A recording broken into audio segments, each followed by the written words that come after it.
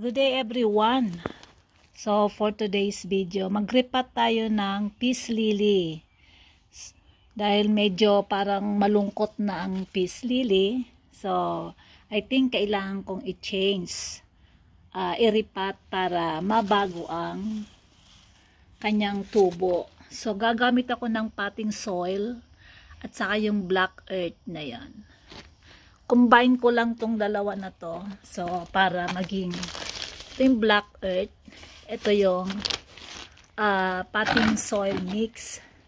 So tara, umpisahan nating mag-repat.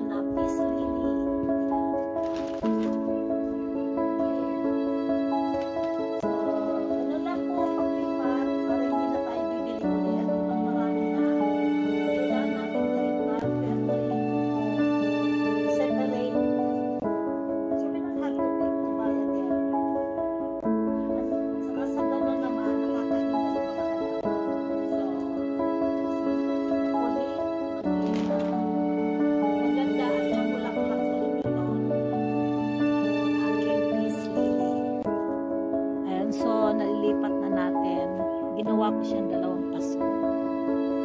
Sana maging maganda ang tubo niya. Tinanggal ko yung mga old leaves na drying na para maging maganda ang tubo niya. Thank you for watching and hope you like my short video. Like, share, and subscribe.